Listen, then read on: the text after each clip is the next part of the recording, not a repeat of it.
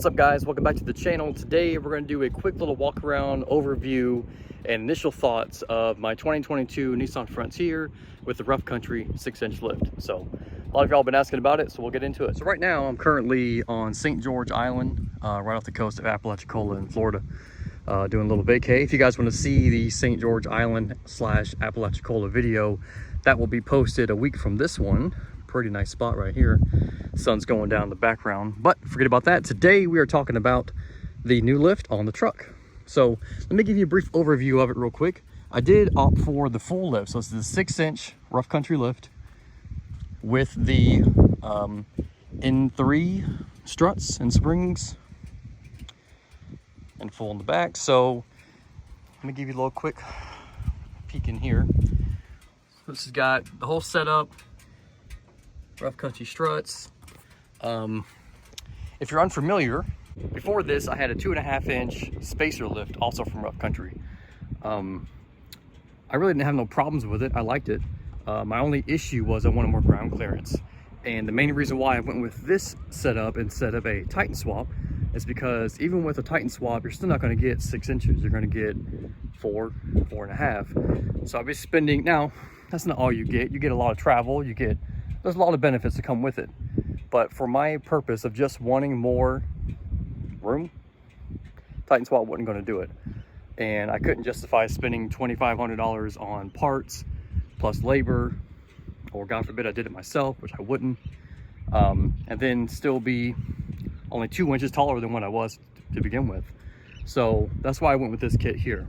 So let's get into the first thing, which is going to be the likes about it so far. I do like the way it looks. I've gotten quite a bit of compliments. A lot of guys stopping and at the gas station and driving by slow. You can tell the truck, checking out the truck. I think it looks awesome. I honestly wish other companies made a 6-inch lift, but they don't. Rough Country, to my knowledge, is the only one.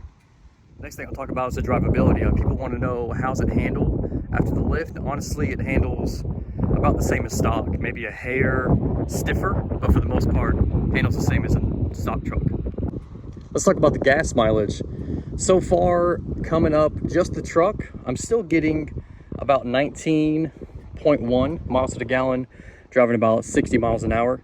And that's with these 18-inch wheels and the new tires are on the truck. Oh yeah, let me mention those real quick. So these are 18-inch fuel wheels with the -1 offset. So they have a little bit of poke, which I really like. These tires are a 270, I think. What's it say? 275, 65, 18. Goodyear Wrangler Duratrax. These tires actually got me better gas mileage than they did when I had the 16-inch wheel. If you guys remember that, I had the 16-inch Steelies on a Firestone Destination MT2, and these tires, even though they're bigger and the wheels are bigger, the gas mileage was quite better just swapping these out. This is before I added the lift in at all. One thing I don't like about these tires, and I probably won't get them again, is they tear and they chip super easy. I've only been off-road with these maybe 2 or 3 times. They're in pretty poor shape. I don't know. Wasn't a fan of the durability of them so far. So let's go ahead and get into the things that I already have issues with. Not so much issues, but things that I have issues with so far. First thing I noticed so far is how high the upper control arm is. So you guys know I have the Z1 off-road upper control arms, but I mean that's only what, 3-4 inches from the cover up here. So if I go off-road and I gotta tuck this wheel up in there, that's not going to give me much room to do anything. So that might be an issue. Second thing I've noticed I'm not crazy about so far is the towing of it.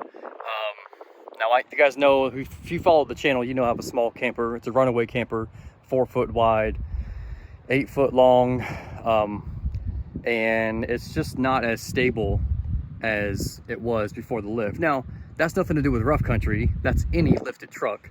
It's not going to tow as well as if the truck was a stock height. So that's, again, that's not rough country in particular. That's just lifted trucks. Wasn't crazy about that. God forbid that camper was anything substantial. I mean, it only weighs like 500 pounds dry, right? So it's small. But anyway, like I said, not a rough country issue, it's a lifted truck issue. So that just comes with it. Just get what you get. And lastly is going to be the MPG on the way up here with the trailer. I was getting about 14.9 MPG. Again, that's doing about 55, 60. Took pretty much state road and county roads all the way up here, so no interstates, no highways. A little bit of stop and go traffic on a couple small towns, but for the most part, let's just round it up, 15 miles a gallon. So in the next couple of weeks, and well, tomorrow for sure, but for the next couple of weeks, we'll be going off-road with this. You can't find any videos online, or really anywhere, that have people that have a 2022 or above, a third-gen Nissan with a rough country lift that go off-road. Doesn't exist. Now, does it exist for a reason? Probably. We're going to find out. Everyone says they're going to break. Everyone says they're trash. But everyone who says that, none of them own one. So, now they probably say that. That's why they don't own one. But everyone I've seen that does own a 6-inch lift from rough country for a Nissan have had no problems with it. But they don't off-road with their vehicles. So, we're going to find out why not. So leave me a comment down below. Tell me if you like the lift. Tell me if you think it's going to break. Go ahead and call that out. I will note your username. So if you're right, maybe I'll send you something, a hat or something. Tell me if it looks like shit. Tell me what you think. And we'll catch you guys later. I'm going to get back to the campsite. Again, we're filming another Apalachicola video. If you want to see that, make sure you subscribe. It'll be out a week from today. So we will catch you guys later. Oh, let me show you the overview right quick of the beach.